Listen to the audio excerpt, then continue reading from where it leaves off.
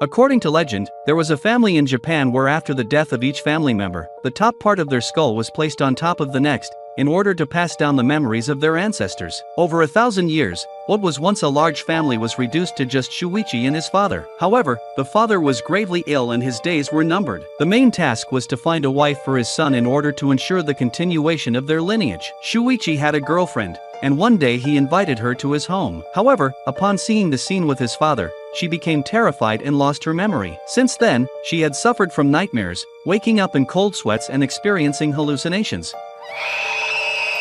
Shuichi tried to help her recover her memories by taking her to various familiar places, but Risa could not remember anything.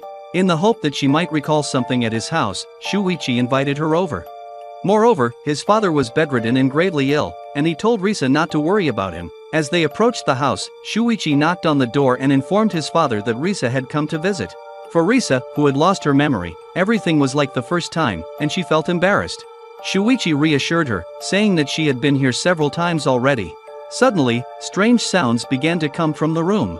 Shuichi explained that it was his father getting out of bed, but Risa was covered in a cold sweat, as if something like this had already happened. At that moment, the door to the room opened, and before them appeared the father in a very strange pose. Risa-san, yoku kite kureta ne. Shuichi asked him to go back to bed as soon as possible, but his father said that his future daughter-in-law had come to the house and he should go out to greet her. Risa was very surprised, and Shuichi interrupted his father and said that Risa had lost her memory. Kawaisou ni. Shikashi, sore wa jikan to tomo ni ieru mono da. Shinpai iran. The father asked her to take care of Shuichi after his death. Risa, who had lost her memory, did not understand, am I really his bride? Seeing that she had indeed lost her memory, he bid farewell and prepared to leave. Hontoni, Shu-chan no koto o negai ne.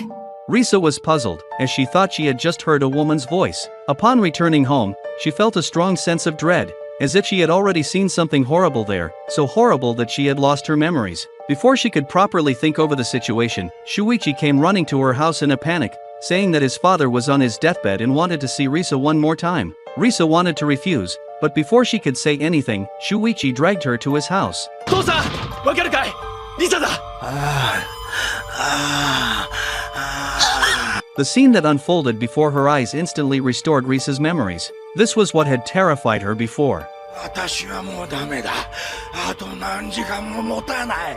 Hayaku omae no nasu beki koto o shiro.